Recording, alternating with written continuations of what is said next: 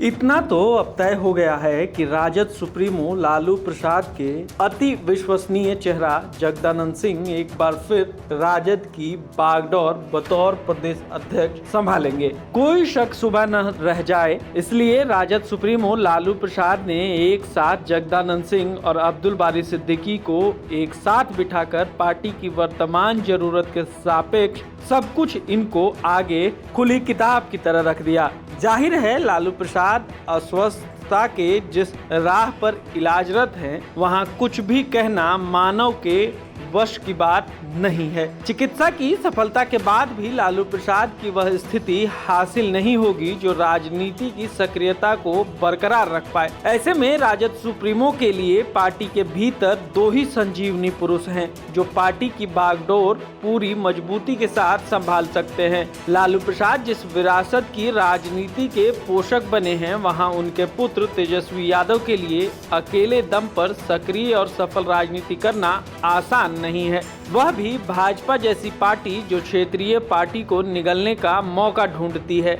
और दूसरी ओर नीतीश कुमार, ललन सिंह और उपेंद्र कुशवाहा जैसे घाघ नेताओं के बीच तेजस्वी यादव की राजनीतिक किस्ती को खेना कोई आसान काम नहीं है। ऐसे में जगदानंद सिंह और अब्दुल बारी सिद्दीकी हैं जो लालू प्रसाद की विरासत के खेवनहार बनेंगे। कोई एक कारण नहीं है कि राजद सुप्रीमो के लिए दल में जगदानंद सिंह का होना। पहला तो यह है कि लालू प्रसाद और जगदानंद सिंह की दोस्ती कई झंझावत पार कर आजमाई गई है। दूसरा आजमाया हुआ चेहरा है। एक खास समय में जगदानंद सिंह के पुत्र सुधाकर सिंह भाजपा की तरफ से विधानसभा चुनाव लड़ रहे थे, तो जगदानंद सिंह ने पार्टी की ज्यादा अहमियत देते हुए अपने ही बेटे को परास्त किया और पार्टी के उम्मीदवार को जीत दिलाई। संगठनिक दक्षता के सवाल पर जगदानंद सिंह राजनीति के मंझे हुए खिलाड़ी भी हैं, साथ ही सांगठनिक दृष्टि भी बिल्कुल साफ है। संगठन को मजबूती को लेकर चलाने में इनका कोई सानी नहीं। रुतबा और स्वीकार्यता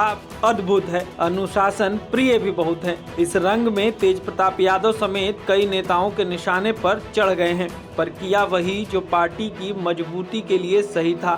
दबाव मुक्त दल के संगठन को चलाना इसकी खूबसूरती भी रही है। नीतीश कुमार जैसे घाघ नेता के लिए जगदानंद सिंह ही एक तरफ से उपयुक्त नेता हैं जो तेजस्वी यादव के राजनीतिक कद की सुरक्षा कर सकते हैं और नीतीश कुमार की राजनीति के सूक्ष्म संदेश को भी भांप सकते हैं।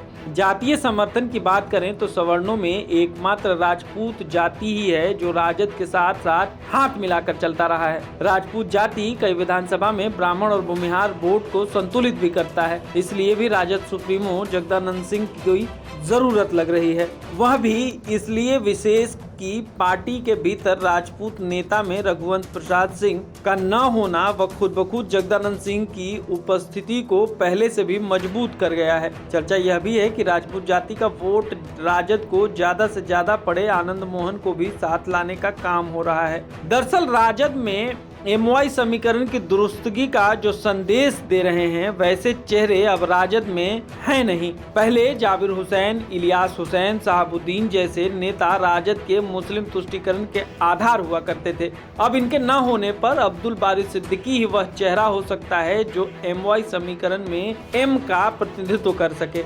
वहीं इनकी विश्वसनीयता भी जानी परखी हुई है।